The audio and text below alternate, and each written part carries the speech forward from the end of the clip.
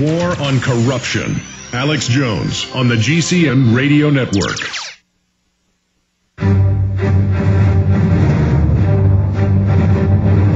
Big Brother, mainstream media, government cover-ups. You want answers? Well, so does he. He's Alex Jones on the GCN Radio Network. And now, live from Austin, Texas, Alex Jones. Next hour, we have economist, stock market system inventor, BBC news presenter of the program The Oracle, Max Kaiser, joining us. For the next hour, we have Alan Watt of CutThroughTheMatrix.com. Alan, I've read The Big Psychologist and psychiatry documents. I've read about the history of eugenics, the New World Order plan. My film Endgame, Blueprint for Global Enslavement, covers it, so I'm somewhat of a scholar. And I tell you, Alan is just even more of a scholar than I am because he specifically focuses in on that and the system of control. And I wanted to go over some of the current events that are happening right now and see how he sees that playing in to the social controllers and what they're trying to set up and do. I have to say, though, Alan, I really see things not going well for the globalists. I don't see them as omnipresent and all-knowing. I do know they understand human nature and study our psychology and our instincts and manipulate us against each other. But I see more and more people waking up to the Matrix, waking up that everything they're told is spin or lies, and the little mind tricks they play. Like I had Psychology Today, 2-hour interview yesterday for a big, large cover story in there, and coming out in a few months, and they were still kind of spouting the old download that there is no New World Order and it's schizophrenic to think so, while hundreds of publications announce there's a world government, but it's a good thing and we should all accept it. So I really don't see them hitting on all cylinders and getting all their different flavors of propaganda put out correctly. Or is that by design? It's by design. They start off with the fact that the system we are in was set up by their forefathers for this time. We're all in this one boat.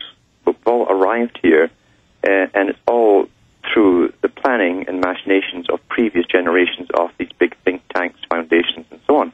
They have brought us to where they want us to be right now. They are aware because they're constantly taking polls and surveys on the internet and what you think of this, etc., to see how the majority of people are reacting to the changes. And it's so easy now with the internet. It's instant communication, data retrieval. They know exactly how the public are. But we always end up, where are we exactly? We're where they put us in the first place. This is the only one system we have been given. And they're updating their system into the next phase. It's already done, really. It simply hasn't been announced, or we haven't seen the manifestations of the implementations, the total full force implementations of it all. It's all set up for the global system, but it's to be an authoritarian system.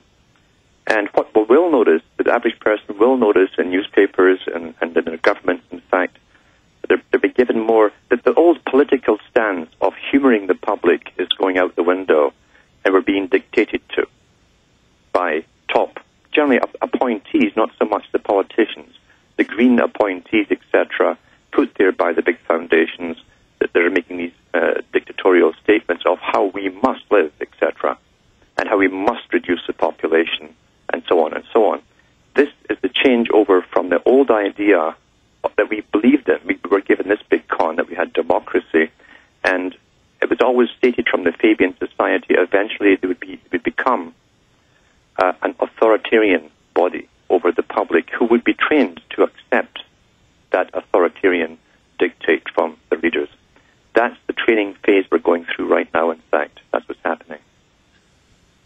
I want to talk about the carbon taxes, the global model, who the New World Order are, what their master plan is, and then go through some of the current things, like Obama, who, whatever he says, it's always the opposite. So now he's going and saying he wants to be friends with the Muslims. They can be assured he's now going to do the opposite. But say he loves them as he ups the troops and the invasions and the wars. We'll talk about all of that with Alan Watt, great researcher, great political mind. On the other side of this break, Max Kaiser's coming up. I'm Alex Jones. Our websites are prisonplanet.tv, jonesreport.com, truthnews.us, and whatistheendgame.com. We'll be right back. Stay with us. He's the T-Rex of political talk. Alex Jones on the GCN Radio Network.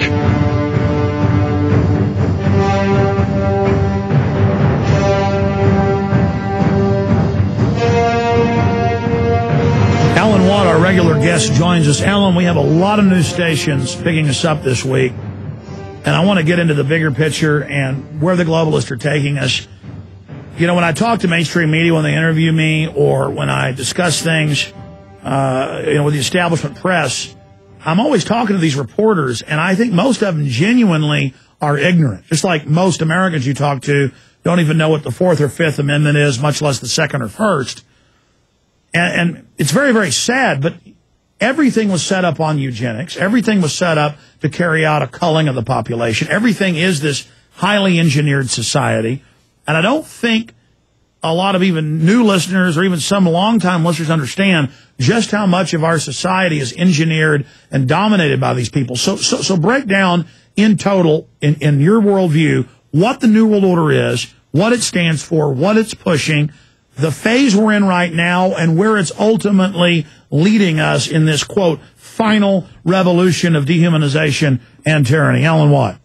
Yeah, we can trace it, as I say, back in their own books, in fact, in recorded history, allowed history, that which they've published for us to read, right back to the 1700s, when the elite establishment, who already ruled the moneyed system, they'd taken over. A group actually were sent in to Europe to take over the moneyed system and become, as Albert Pike said himself in his own book, Morals and Dogma, the masters over the masters of the world. In other words, to create central banking systems that would be all linked together for a global system that might not appear for another 200 years. And everything runs from, in a moneyed system, from the capstone of money downwards. Laws, governments, everything goes cap in hand to the guys with the money at the top. So you can create an entire system structured beneath you, a pyramid beneath you, if you control all of the money and the lending and the borrowing. So it was not too hard to create that kind of system. They also could eradicate all small competition of small money lenders, small banks, and so on the way.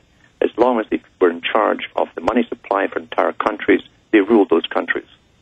But along with that, too, was a religion. And the religion was based on a natural existing order of elite, intellectual elites, who had already been doing the Darwinian experiment of specialized breeding for mates for a long, long time. Ian Taylor, a scientist in Canada, put an excellent book out on the histories of some of these families, such as Charles Darwin.